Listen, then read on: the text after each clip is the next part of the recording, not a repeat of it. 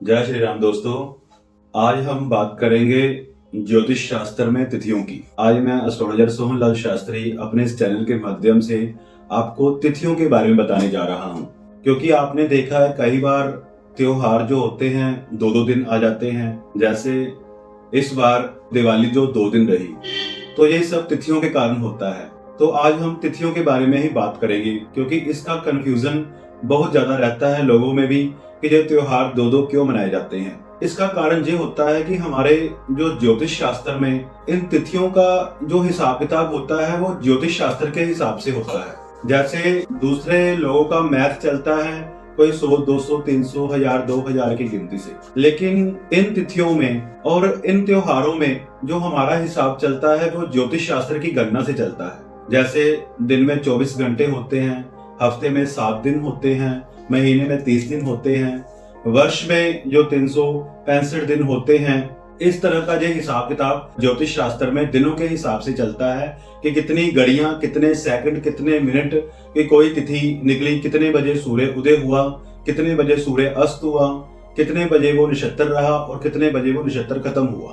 तो इस तरह का हिसाब किताब ज्योतिष शास्त्र में अलग तरह का होता है। तिथियां जो होती हैं ज्योतिष शास्त्र में वो चांद्रमास और सूर्य मास दोनों में देखी जाती है। 15 तिथियां अमावस्या तक होती हैं और 15 तिथियां पूर्णिमा तिथि तक होती हैं। महीने में 15 दिन अंधेरे पक्ष के होते हैं और 15 दिन शुक्ल पक्ष के होते हैं।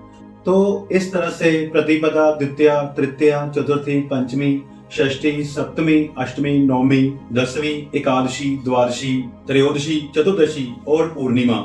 15वें दिन अगर तो अंधेरी रात है तो अमावस्या होगी, अगर 15वां दिन पूर्ण चंद्रमा है तो वो पूर्णिमा की रात होगी। तो इस तरह से ये तिथियां होती है। तिथियां बहुत तरह की होती हैं, लेकिन हम यहाँ पर 5 तरह की तिथियों की बात करेंगे। सबसे पहले जो तिथियां होती हैं नंदा तिथियां होती हैं। नंदा तिथियों में हम खुशियों के काम करते हैं, कला के काम करते हैं। जहाँ शादी में आपने कोई संगीत का प्रोग्राम रखना है, कोई घर में कोई उत्सव मनाना है, तो नंदा आदि तिथियां जो होती हैं ये उनके लिए बहुत सारे शुभ होती हैं। उसके बाद भद्रा आ जाती हैं कि भद्रा तिथियां। कई बार आपने देखा होगा कि किसी त्योहार में भद्रा आती हैं, जहाँ रक्षाबंधन में भद्रा आ जाती हैं, तो हम पूछते हैं कि ये भद्रा लगी हुई है कि नहीं। तो भद्रा तिथियों में हम जो होता है कोई गाड़ी खरीदनी हो, कोई हमने विवाह निकलवाना हो, विवाह मंडप से जाना हो, तो भद्रा तिथियां जो विशेष उपयोगी होती हैं। उसके बाद आ जाती है हमारी जया तिथियां। अगर हमने किसी विजय का प्रोग्राम बनाना हो, किसी मुकदमे की तैयारी करनी हो, जहां हमने कोई सैन्य अभ्यास करना हो, जहां कोई हमें संगठन बनाना हो, जहां हमें कोई प्रशासनिक नौकरी ज्वाइन करनी हो, तो जया तिथियां सबसे बेहतर होती हैं। उसके बाद आ जाती है रिक्ता तिथियां।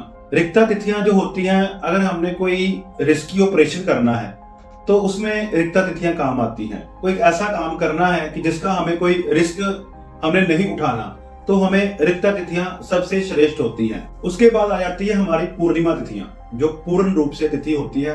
उनको पूर्ण तिथियों को हम शादी ब्याह में यूज करते हैं कि शादी करनी हो, ब्याह करना हो, घर का मुहूर्त करना हो, किसी नए घर में प्रवेश करना हो, कोई भगवान का अनुष्ठान करना हो कि वो हमारा अनुष्ठान संपूर्ण विधि विधान से हो, मतलब उसका शुभ लाभ मिले, तो उसको हम पूर्ण तिथियां कहते हैं।